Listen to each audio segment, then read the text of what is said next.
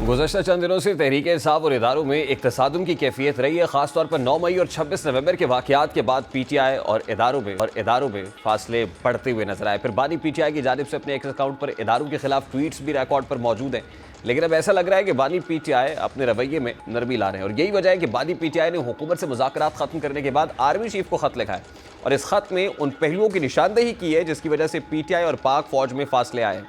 मुमकिन है बानी पीटीआई के इस खत को उनके मुखालिफिन एनआरओ करार दे, लेकिन ऐसा लग रहा है कि बानी पीटीआई और इदारों के साथ महाजराई को कम करना चाहते हैं और इस हवाले से उन्होंने आर्मी चीफ को खत लिखकर पहल की है। बानी पीटीआई की जानिब से आर्मी चीफ को लिखे गए खत में 6 नकात पेश किए गए हैं और पाक फौज के साथ खलीज पैदा होने की वजूहात भी बयान की गई हैं। बानी पीटीआई ने खत में पहली वजह यह बयान की है कि 8 फरवरी के इंतखाबात धांधली ज़दा है, जिसके तहत मनी लॉन्ड्रिंग करने वालों से मिलकर इलेक्शन में धांधली की गई। इस वजह से अवाम और इदारों में दूरी पैदा हुई। दूसरा, 26वीं आईनी तरमीम के जरिए अदलिया को कंट्रोल किया गया। ये निज़ाम अदल को तहस नहस करने के लिए लाया गया। इस तरमीम का मकसद मुकदमात और इलेक्शन फ्रॉड को कवर फराम करना है। 190 मिलियन पाउंड रेफरेंस फैसला लेट करने का मकसद कोर्ट पैकिंग के तहत मनपसंद जजेस के पास अपीलों को लगाना है। तीसरा नुकता ये कि पेका का जो काला कानून लाकर वो सोशल मीडिया पर पाबंदी लगाई गई है, इससे इजहार राय पर पाबंदी और मनपसंद आवाज़ों को आगे लाने के लिए लाया गया है। इस कानून के तहत आईटी इंडस्ट्री को $2 अरब का नुकसान हो चुका है। इस कानून से पाकिस्तान का जीएसपी प्लस स्टेटस भी खतरे में है। चौथा नुकता यह कि मुल्क में तमाम इदारों को पीटीआई को क्रश करने के लिए लगाया गया है, जिसकी वजह से उनका असल काम से तवज्जो हट गई। और बानी पीटीआई का खत में कहना था कि हमारा मगरबी बॉर्डर हसास है, फौजी शोहदा हमारे हैं 5 जो अदलिया और अदालत के अहकामात से पहले इसका नज़ला भी पाक फौज पर गिर रहा है। जेल में नादीदा कुव्वत अदालती अहकामात पर अमल दरामद नहीं होने देती और बुशरा बीबी से तफ्तीश करने पुलिस जेल के अंदर आई तो किसी नामालूम कुव्वत के इशारे पर तफ्तीश नहीं करने दी गई। ये सब बातें ऐसी हैं जो बानी पीटीआई ने chief of the army staff की गोश गुजार की हैं और ये ख़त लिख कर किया है। अब इस सारे मामले पर बात करेंगे। इस वक्त पाकिस्तान तहरीक इंसाफ कुरैशी साहब ने भी ज्वाइन किया। अस्सलाम वालेकुम नदीम कुरैशी साहब, बहुत बहुत शुक्रिया आपके वक्त के लिए। ये बानी पीटीआई ने chief of the army staff को खत लिखकर एड्रेस किया है। अब कहते हैं मैंने सनम को खत लिखा, खत में लिखा, तो खत लिख के क्या एनआरओ मांगने की कोशिश कर रहे हैं? बिस्मिल्लाह रेहान, एनआरओ होते हैं पर्दे के पीछे, पस से पर्दा। और पाकिस्तान में दिन जो जिन 2-3 जमातों को एनआरओ का झूमर जिनके माथे पे सजा है वो आज इक़्तिदार में है। खत लिखने का मकसद पूरे दुनिया को, पूरे पाकिस्तान को और आप जैसे ज़हीन और फ़कीर जो जर्नलिस्ट हैं उनको ये बताना है कि हम बातचीत पर यकीन रखते हैं।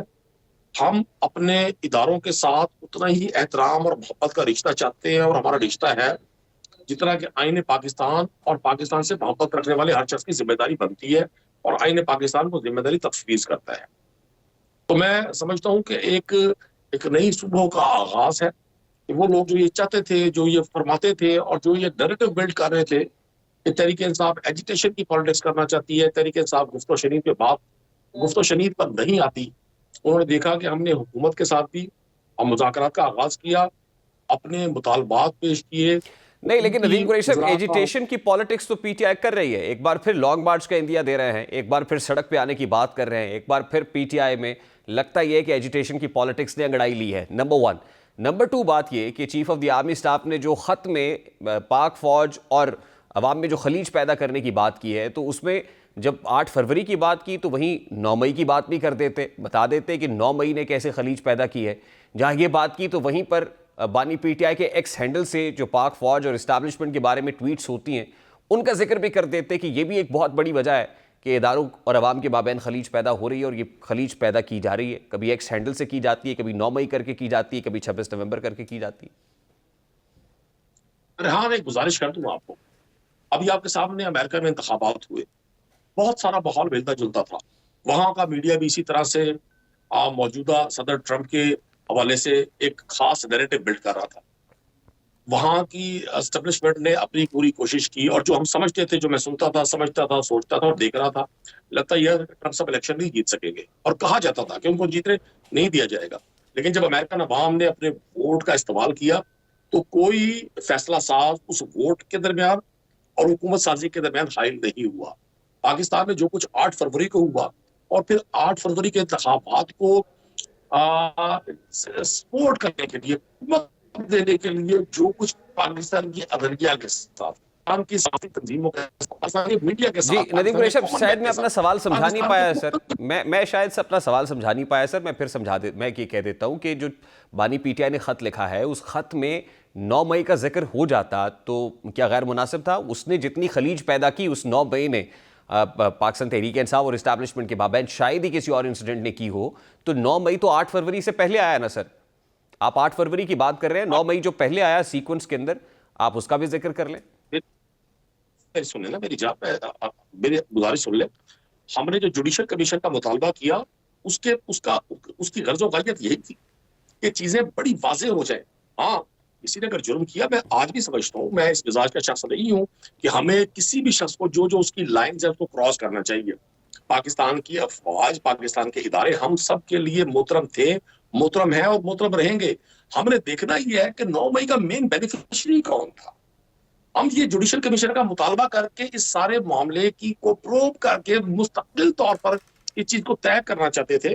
और मैं आज भी समझता हूँ कि अगर किसी शख्स ने कानून हाथ में लिया, किसी शख्स ने ज्यादती की, किसी शख्स ने अपने इदारों पर हमले की कोशिश की, उसको सजा मिलनी चाहिए। लेकिन क्या एक पूरी पॉलिटिकल पार्टी को चंद लोगों की किसी एक्टिविटी पे, जो अभी मैं नहीं समझता कि प्रोब हो सकी होगी, अगर किसी एक चंद लोगों की एक्टिविटी से पूरी जमात को इंतखाबात से बाहर कर दिया जाए, पूरा इंतखाबी निजाम उसकी हैयत तब्दील कर दी जाए और उन इंतखाबात को प्रोटेक्ट करने के लिए आप 26वीं तरमीम लाकर पाकिस्तान की अदलिया को अखलाकी तौर पे बिल्कुल तबाह और बर्बाद कर दें, जजेस को एक दूसरे से मुतहर्रिज नजर आ रहे हो, और जहां लोग बैठे हुए किसी भी शख्स को असेंबली में ये यकीन ना हो जो हुकूमती साइड पर है कि वो पब्लिक के वोटों से जीता है या उसको फॉर्म 47 के जरिए जितवाया गया, और इंतखाबात के बाद हर उस शख्स को जिसने बात ना मानी अपने उन लोगों की। अच्छा कुरैशी साहब, लास्टली मुझे क्योंकि मुझे ब्रेक लेनी है कुरैशी साहब, लास्टली कता कलामी के लिए माजरत।